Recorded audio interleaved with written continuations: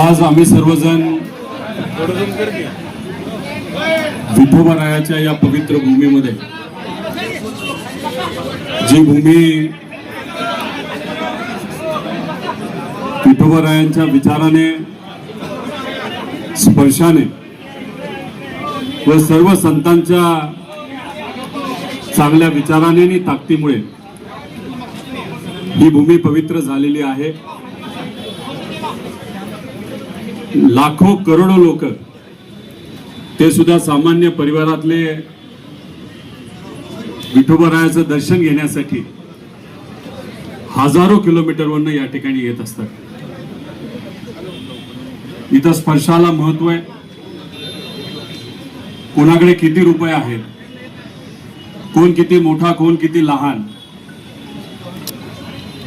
पुरुष का महिला, लहान का मोठं, मोठा नेता का साधा कार्यकर्ता, कुठल्याही प्रकारचा भेदभाव या भूमीमध्ये त्या ठिकाणी चालत नाही. हे जे आंदोलन आहे ते सामान्य शेतकऱ्यांसाठी आहे. काही दिवसांपूर्वी या सरकारने शेतकऱ्यांसाठी कर्जमाफी जाहीर केली. कर्जमाफी जाहीर केली यासाठी मी त्यांचं स्वागत करतो. पण जी कर्जमाफी जाहीर केली त्याच्यामध्ये अशा काय अटी टाकण्यात आलेल्या आहेत ज्याच्यामुळे शेतकऱ्याला या कर्जमाफीचा फायदा होणार नाही. याला कर्जमाफी म्हणता येणार नाही, पण कर्ज वसुली नक्कीच याला आपल्याला म्हणता येईल. ते कसं मी थोडक्यात तुम्हाला सर्वांना सांगेल. पण या पवित्र भूमीमध्ये कोणालाही प्रवेश आहे. कोणालाही, कुणीही कितीही ताकदवान असेल, सत्तेत असू द्या नाही तर काही असू द्या, कोणालाही इथं थांबवता येत नाही. पण हे शेतकऱ्याचं जे आंदोलन, अन्नदात्यासाठी अन्नत्याग आंदोलन, जे आपल्यातले काही जण इथं करणार आहोत, हे आंदोलन थांबवण्याचा बराचसा प्रयत्न सरकारच्या माध्यमातून त्या ठिकाणी झाला. सोलापूर जिल्ह्यातले अधिकारी असतील, प्रशासन असेल व इथले स्थानिक प्रशासन असेल, तरी नक्कीच आपल्याला सहकार्य केलं त्यांना जमेल तेवढं. पण शेवटी वरून जर दबाव असेल तर त्यांना काही गोष्टी करता येत नसतात. पण जेव्हा आपल्या हातामध्ये संविधान असतं तेव्हा परमिशन दिली काय, नाही तर परवानगी दिली नाही काय, तरी आम्हाला फरक पडत नसतो. साने गुरुजींनी अनेक वर्षांपूर्वी इथे याच भूमीमध्ये परवानगी न घेता सामान्य लोकांसाठी एक आंदोलन केलं होतं आणि ते यशस्वी आंदोलन झालं होतं. कालच त्यांचा स्मृती दिन होता. साने गुरुजींचा विचार पुढे घेऊन आम्ही सर्वजण चाललो आहोत. महामानवांचा विचार, शिव शाहू फुले आंबेडकरांचा विचार, पुण्यश्लोक अहिल्यादेवी होळकरांचा विचार, हा विचार घेऊन आपण सर्वजण पुढे चाललेलो आहोत. संतांचा विचार पुढे घेऊन चाललेलो आहोत. आणि हे असताना आम्हाला जर कोणी इथं थांबवण्याचा प्रयत्न करत असेल तर आम्ही कदापि ते सहन करू शकत नाही आणि आम्ही ते ऐकणारही नाही. आम्ही परवानगी न देता सुद्धा आपण हे आंदोलन इथं करत आहोत. खरं तर मला प्रशासनाला अजून एक विनंती करायची आहे की इथं तमाशा सुरू नाही. सहसा गावामध्ये एखादा तमाशा नाही तर नाच गाणं जर सुरू असेल तर पडदा लावला जातो. पण हे आंदोलन सामान्य लोकांना दिसू नये म्हणून इथं तमाशाला जसं कापड लावलं जातं, नाहीतर त्याला आपण कणात जी इथं लावली गेली आहे ती कृपा करून पुढच्या काही मिनिटांमध्ये त्या ठिकाणी काढण्यात यावी. कारण इथं तमाशा चालला नाही, पण सरकारने जे काही चुकीचं धोरण या महाराष्ट्रामध्ये केलेलं आहे त्यामुळे सामान्य लोकांच्या जीवनामध्ये मात्र तमाशा झालेला आपण सर्वजण बघू शकतो. काही लोक इथे येणार आहेत, हजारो लोक येणार आहेत आणि त्याच्या समोरच जिथं आपण आंदोलन करत आहोत छत्रपती शिवाजी महाराज यांच्या नावाने या चौकाला ओळखलं जातं, तर तिथे तर तुम्ही गटर सोडत असाल तर तेही मला असं वाटतं ते योग्य नाही, चांगलं दिसणार नाही. आता सगळ्यात महत्त्वाची गोष्ट जी आपल्या सर्वांना इथं सांगणार आहोत, ज्यांना माहीत नाही हे आंदोलन आपण का करत आहोत. आता हे आंदोलन का करत आहोत हे थोडक्यात तुम्हाला सांगत असताना ही गोष्ट आपण खूप डिटेलमध्ये त्या ठिकाणी ऐकून घ्यावी. 35,000 कोटी रुपयाची कर्जमाफी सरकारकडनं जाहीर झाली. त्यांचं म्हणणं असं आहे की याच्यामध्ये 55 लाख शेतकऱ्याला फायदा मिळेल. 35,000 कोटी रुपये 100% या कर्जमाफीसाठी लागत आहेत, पण ज्या अटी टाकल्यात त्यामुळे 36 लाख शेतकऱ्यांवर अन्याय होणार आहे आणि 35,000 कोटी शेतकऱ्याला न मिळता फक्त 13,000 कोटी रुपये त्या ठिकाणी मिळणार आहे. त्यामुळे हे आंदोलन 36 ते 40 लाख शेतकऱ्यासाठी महत्वाचं आंदोलन आहे. हे फक्त शेतकरी, त्यांच्या परिवारामध्ये असणारी लहान मुलं, माता भगिनी याच्यामध्ये त्यांचा आकडा त्या ठिकाणी येत नाही. त्याच्याच बरोबर जे काही रेग्युलर भरणारे शेतकरी आहेत त्यांच्यावर सुद्धा ज्या पद्धतीने अन्याय चालू आहे ते सुद्धा कसा हे मी आपल्या सर्वांना सांगतो.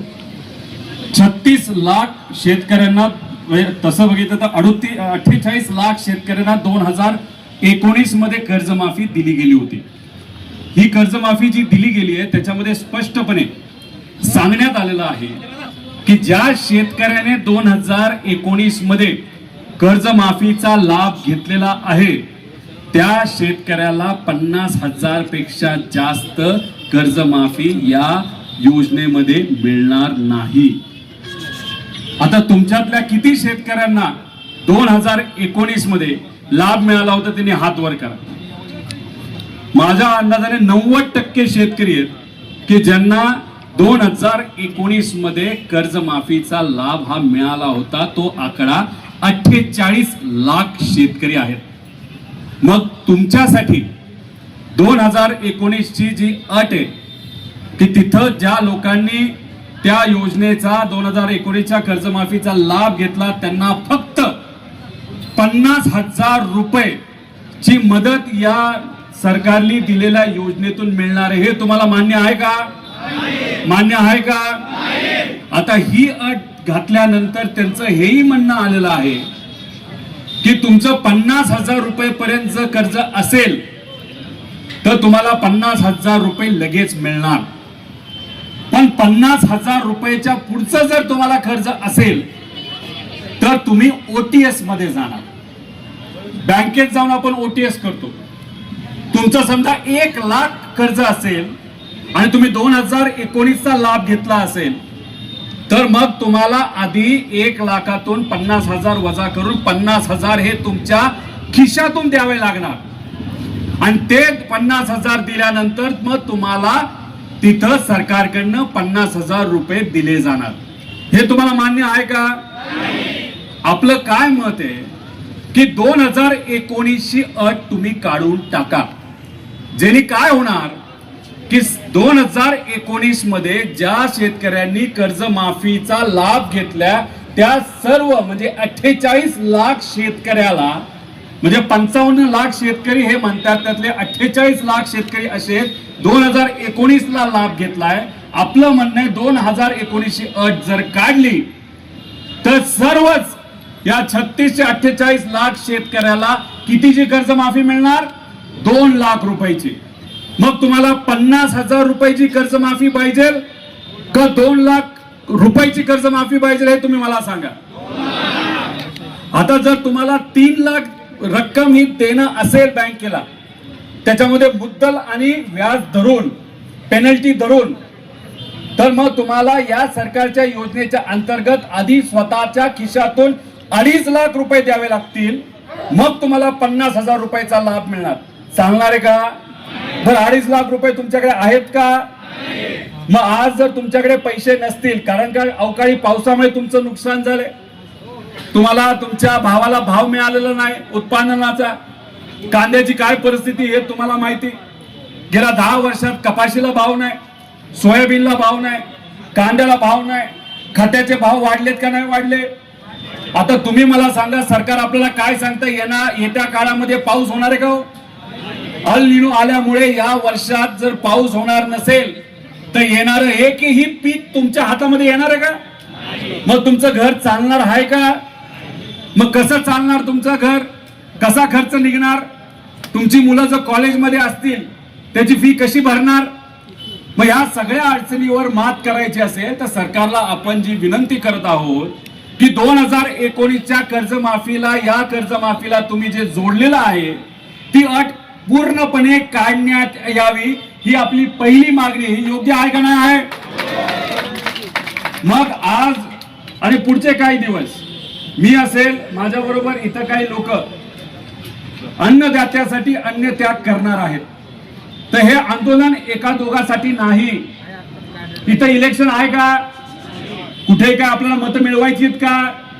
पण ही अडचण शेतकऱ्याची आत्ता जर नाही सोडवली तर पुढचं वर्ष आपल्या शेतकऱ्याचं अतिशय अडचणीचं जाऊ शकतं. म्हणून हे आंदोलन आपण इथं करत आहोत.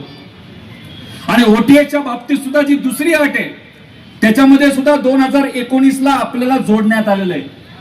ते सुद्धा त्यांनी ती 2019ची अट काढण्यात यावी अशी आपण मागणी केली. कॅबिनेटमध्ये जेव्हा बैठक सुरू होती त्या बैठकीमध्ये एक अंतर्गतला पेपर, कागद मीडिया समोर आपण आणला. त्या कागदावर काय लिहिलेलं आहे?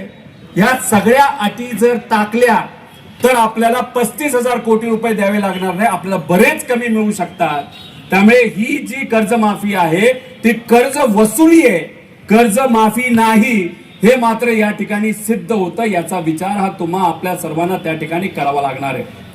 आणि जे रेग्युलर शेतकरी आहेत, ज्यांनी वेळेवर पैसे आतापर्यंत भरलेले आहेत, जून महिन्यामध्ये कर्जमाफी होणार, हे कुठल्या महिन्यामध्ये डिक्लेअर झालं होतं? 8 ते 9 महिन्यापूर्वी. हो का नव्हतं? काही शेतकऱ्यांनी, काही नेत्यांनी, तुम्ही, आपण सगळ्यांनी मिळून आंदोलन केलं, तर यश आलं. काही प्रमाणात सरकार झुकलं. बच्चू कडू आज सत्तेत आहेत, त्यांनी सुद्धा आंदोलन केलं होतं. जे शेतकरी नेते आहेत त्यांनी त्या ठिकाणी आंदोलन केलं होतं. त्याच्यामध्ये राजू शेट्टी असतील, अजितभाऊ नवले असतील, अजून असे बरेच काही नेते त्याच्यामध्ये आहेत. तर या सगळ्यांनी आंदोलन केल्यानंतर कर्जमाफी दिली, पण दुर्दैव असे ही फसवी कर्जमाफी दिली. आणि मग जे रेग्युलर शेतकरी, त्यांना असं वाटलं कर्जमाफी आपली होणार आहे तर मार्च मध्ये पैसे नाही दिले तर चालतील. आणि मग कुठेतरी त्यांची कर्जमाफी, त्या ठिकाणी कर्ज हे देऊ न होता ते कुठेतरी त्या ठिकाणी पुढे गेलं. मग झालं असं की आता जे रेग्युलर शेतकरी आहेत त्यांच्यात कंडिशन काय टाकली, यांनी अट काय टाकली, 25-26 मध्ये त्यांनी ते रेग्युलर पाहिजे आणि 26-27 पण रेग्युलर पाहिजे. आता 26-27 सुरू झाले पण संपलंय का वर्ष? नाही संपलं. मग 26-27 हे वर्षाची अट टाकण्याचं कारण असं, जे रेग्युलर 14 लाख शेतकरी आहेत त्यांना आता या सरकारला पैसेच द्यायचे नाही, त्यांना नंतर कधीतरी त्या ठिकाणी पैसे द्यायचे. म्हणून आमचं म्हणणं आहे 2024-25 आणि 25-26 आणि 26-27 ची अट जी सरकारने टाकली आहे रेग्युलर शेतकऱ्याला, ज्याच्यामध्ये 14 लाख शेतकरी आहेत, ती अट सुद्धा त्या ठिकाणी काढण्यात यावी अशा आपल्या 3 प्रमुख मागण्या आहेत. आणि 50,000 रुपयेपेक्षा जे रेग्युलर आहेत त्यांची 75,000 पर्यंत मदत जर सरकारकडनं त्या ठिकाणी दिली गेली, नाही तर वाढवली गेली, त्याचा फायदा हा आमच्या शेतकऱ्याला होईल. आता गेल्या वेळेस जेव्हा या भागामध्ये, या महाराष्ट्रामध्ये अतिवृष्टी झाली होती, काय सरकार सांगितलं होतं? 35,000 कोटी रुपये आम्ही शेतकऱ्याला देऊ. आले का तेवढे पैसे? हे 2 आमदार या भागातले आहेत, त्यांनी त्यांच्या मतदारसंघामध्ये लोकात जाऊन खूप सेवा केली. आम्ही सेवा केली, लोकात गेलो, लढलो, बोललो, सगळं झालं. आणि आम्हाला सांगण्यात आलं की 35,000 कोटी रुपयाची मदत आम्ही देऊ. आम्ही म्हणत होतो हेक्टरी 50,000 द्या. 35,000पैकी 1 रुपया सुद्धा शेतकऱ्यापर्यंत येणार नाही. किती रुपये आतापर्यंत त्या योजनेच्या अंतर्गत दिले? जाहीर झालं 35,000 कोटी, दिले फक्त 13,000 कोटी. मग याच्यामध्ये शेतकऱ्याची फसवणूक झाली का नाही झाली? जेव्हा केव्हा अटी टाकल्या जातात त्याचं नुकसान हे शेतकऱ्याला सोसावं लागतं, भोगावं लागतं. म्हणून हे आंदोलन इथं करत आहोत. आणि काय सांगितलं होतं तेव्हा त्यावेळेसचे मुख्यमंत्री साहेब आणि आत्ताचे पण मुख्यमंत्री साहेब, की विमा कंपन्याकडनं प्रत्येकाला 17,000 रुपये आम्ही देऊ. आले का विम्याचे 1 तरी रुपये? नाही का? त्यांनी त्या ज्या अटी होत्या, जे निकष होते तेच काढून टाकले होते. आम्ही तेव्हा पार घशाला कोरड परोस्तर बोलत होतो, कृपा करून निकष काढू नका, शेतकऱ्याला मदत मिळणार नाही. सरकारचे 5,000 कोटी वाचवण्यासाठी शेतकऱ्याचं हजारो कोटीचं नुकसान केलं आणि मात्र शेतकऱ्याच्या खिशामध्ये 1 रुपया नाही आला. म्हणून त्यावेळेस पूर्वी 1 रुपयाला आपल्याला जी पीक विमा योजना मिळत होती ती परत एकदा सगळे निकष तसे शेतकऱ्याच्या बाजूने टाकण्यात यावे आणि ती योजना आता लगेच लागू व्हावी अशी आमची त्याच्यामध्ये त्या ठिकाणी मागणी आहे. आणि शेवट ही कर्जमाफी वाट न बघता लगेचच्या लगेच 2 लाख रुपये सरसकट, किती रुपये शेतकऱ्याचे थकलेत हे न बघता डायरेक्ट अकाउंट मध्ये 2 लाख रुपये टाका आणि टाकल्यानंतर पुनर्गठन करा आणि आमच्या शेतकऱ्याला नवीन कर्ज देऊन येणाऱ्या सीझन मध्ये आम्हाला समोर जाण्याची संधी त्या ठिकाणी शेतकऱ्याला द्या. अशा सगळ्या आपल्या मागण्या. ह्यात काय चुकलंय, काय चुकलंय सांगा तुम्ही? ह्याच्यात काय आपण स्टंटबाजी करतोय का? ह्याच्यात का आपण लढतोय? आज जर आमच्या शेतकऱ्याला मदत नाही मिळाली तर आतापर्यंत गेल्या काही दिवसामध्ये 22 पेक्षा जास्त शेतकऱ्यांनी दुर्दैवाने या महाराष्ट्रामध्ये त्या ठिकाणी आत्महत्या केलेली आहे. आता मी तुमच्याशी बोलत असताना एका दिवसाला आपल्याला 8 ते 9 आत्महत्या दुर्दैवाने आपल्या या राज्यामध्ये त्या ठिकाणी होत आहेत. नागपूरमध्ये झाल्यात, विदर्भात झाल्यात, मराठवाड्यात झाल्यात, या सगळ्या भागामध्ये आता त्या ठिकाणी आत्महत्या या सुरू आहेत. त्यामुळे अशा पद्धतीने आमच्या शेतकऱ्याला वाचवायचं असेल तर हे आंदोलन आमच्यासाठी महत्वाचं आहे. प्रशासनाला विनंती आहे की नेत्यांशी तुम्ही चर्चा करा, त्यांच्याशी संपर्क साधा, मंत्र्यांशी संपर्क साधा. आज आम्ही इथं हे आंदोलन आमच्यातले काही जण इथं सुरू करत आहोत. तुम्ही एवढ्या मोठ्या संख्येने इथं आलात त्यासाठी मी मनापासून आपल्या सर्वांचे या ठिकाणी आभार व्यक्त करतो. त्याच्याच बरोबर मी या मीडियाच्या मदतीने महाराष्ट्राचे तमाम शेतकरी नेते, सत्तेतले नेते, विरोधातले नेते, सामान्य लोक या सगळ्यांना मी आव्हान करतो की शेतकऱ्याला पाठबळ देण्यासाठी, पाठिंबा देण्यासाठी आपण जमेल तसं या आंदोलनाला त्या ठिकाणी यावं. त्याच्याच बरोबर ज्या शेतकऱ्याला इथं येता येत नसेल, आपल्याला सिस्टमच्या विरोधात लढायचं असेल तर मग आपल्याला आपल्या गावात, तालुक्यात, जिल्ह्यात सुद्धा अशा पद्धतीने आंदोलन करावं लागेल. कारण आपण आपल्यासाठी लढलो नाही तर मग उद्या जाऊन अडचणी आपल्यालाच राहणार आहेत. नेत्याला काही फरक पडत नाही. नेत्यांची मुलं चांगल्या कॉलेजमध्ये, चांगल्या शाळेमध्ये शिकतात. मोठ्या मोठ्या व्यावसायिकांना काय फरक पडत नाही. त्यांचं सगळं बरं चाललेलं आहे. एखाद दुसरा महिना त्यांचा वाईट जाईल पण वर्ष त्यांचं चांगलं जाणार आहे. पण येणारा पाऊस काळ खराब असल्यामुळे तुमचं अख्खं वर्ष नाही, पुढचे 2 वर्ष खराब जाणार आहेत. त्यामुळे या कर्जमाफीचा पूर्णपणे 2 लाखाचा लाभ प्रत्येक शेतकऱ्याला जर मिळाला नाही तर तुम्हाला म्हणजे शेतकऱ्याला खूप मोठी अडचण ही सोसावी त्या ठिकाणी लागणार आहे. म्हणून आपल्या सर्वांना सांगतो की हे आंदोलन आपल्या सर्वांसाठी अतिशय महत्वाचं आहे. आणि तुमच्या सर्वांच्या साक्षीने, विठोबारायाच्या आशीर्वादाने, सर्व संत श्रेष्ठांच्या आशीर्वादाने, सर्व महामानवांच्या आशीर्वादाने, माझ्या आई वडिलांच्या आशीर्वादाने, माझ्या परिवाराच्या पाठिंब्याने व सर्वसामान्य लोकांच्या पाठिंब्याने हे आंदोलन आता आपल्या सर्वांच्या उपस्थितीमध्ये, त्याच्याच बरोबर 4 जून पासून आतापर्यंत कर्जबाजारी जे शेतकरी होते आणि दुर्दैव कर्जबाजारी असल्यामुळे ज्या ज्या शेतकऱ्यांनी आत्महत्या केली, आपल्या परिवाराला त्या ठिकाणी सोडलं, ज्याच्यामध्ये नारायणभाई धोटे असतील नागपूर, त्याच्यामध्ये सुखदेव भाऊ पाटोड असतील, लतादाई गायकवाड असतील, खुशाल भाऊ खंडाईत असतील, त्याच्याच बरोबर गजानन भाऊ राठोड असतील, नागराम भाऊ राठोड असतील, संजय भाऊ साळवे असतील, दशरथ भाऊ चव्हाण असतील, विनोद भाऊ शिंदे असतील, विश्वास भाऊ क्षीरसागर असतील, बाळकृष्ण भाऊ खडसे असतील व इतरही सर्व शेतकरी, त्यांना मी आदरांजली त्या ठिकाणी वाहतो. आणि प्रत्येक शेतकऱ्याला विनंती करतो, आपला परिवार आपल्यासाठी महत्वाचा आहे. या सरकारला जाग्यावर आपण सर्वजण आणू, गुडघ्यावर आणू आणि तुम्हाला सरसकट कर्जमाफी देण्यासाठी या सरकारला सांगू. त्यामुळे कृपा करून कुणीही आत्महत्या त्या ठिकाणी करू नये. यांना आदरांजली सगळ्यांना वाहून आणि तुमच्या सगळ्यांच्या आशीर्वादाने, पाठिंब्याने, महाराष्ट्राच्या तमाम लोकांच्या पाठिंब्याने, तसंच महाराष्ट्र धर्म टिकवण्यासाठी विठुरायाच्या या पावनभूमीमध्ये आत्तापासून मी आमच्या अन्नदात्यासाठी अन्न त्याग आंदोलन इथं सुरू करत आहे. आता सरकारकडे खरं तर निर्णय गेलेला आहे की या आंदोलनाला असंच वाढवत ठेवायचं, शेतकऱ्याला असंच अडचणीत त्या ठिकाणी ठेवायचं का आमच्या अन्नदात्याला त्या ठिकाणी सहकार्य करायचं. त्यामुळे सरकारने या बाबतीतचा योग्य असा विचार तिथं करावा अशी मी विनंती या सरकारला करतो. त्यामुळे 36 लाख शेतकऱ्यांच्या वतीने आणि शेतकऱ्याला न्याय मिळाला तरच मजुराला न्याय मिळणार आहे, ग्रामीण अर्थव्यवस्थेला न्याय मिळणार आहे. ग्रामीण अर्थव्यवस्था चांगली राहिली तरच शहराची अर्थव्यवस्था ही चांगली राहणार आहे, तरच देशाची आणि राज्याची अर्थव्यवस्था चांगली राहणार आहे. त्यामुळे हे आंदोलन हे अख्ख्या महाराष्ट्राचं आहे, सामान्य लोकांचं आहे. आणि या आंदोलनामध्ये आमच्या बरोबर अनेक लोक सहभाग घेत आहेत. जे सहभाग घेतात त्यांचं मी मनापासून आभार व्यक्त करतो. या स्टेजवर जे माझ्या बरोबर पुढचे काही दिवस इथं अन्नत्याग आंदोलन करणार आहेत, त्यांनीच कृपा करून म्हणजे मोठे नेते सोडून जे कोणी इथे माझ्याबरोबर आंदोलन करणार आहेत, जे उपोषण करणार आहेत, अन्नत्याग करणार आहेत, त्यांनी या व्यासपीठावर त्या ठिकाणी थांबावं. त्याच्याच बरोबर आपल्याला आध्यात्मिक मार्गदर्शन करण्यासाठी इथं काही हबप महाराज इथं आलेले आहेत, त्यांचं मी मनापासून स्वागत करतो. त्यांनी केलेलं मार्गदर्शन आमच्या सर्वांसाठीच प्रेरणादायी इथं असेल. सर्व इथं असणाऱ्या मीडियाचे मी आभार व्यक्त करतो. तुम्ही सहकार्य करतात, तुम्ही हा विषय लोकांपर्यंत नेता, सरकारपर्यंत नेता, म्हणून कुठे ना कुठेतरी सामान्य लोकांचा फायदा होतो. काही दिवसांपूर्वी लातूर मध्ये असणाऱ्या एका शेतकऱ्याकडे बैल नसल्यामुळे स्वतःच्या पत्नीला नांगर तिथं ओढावं लागलं.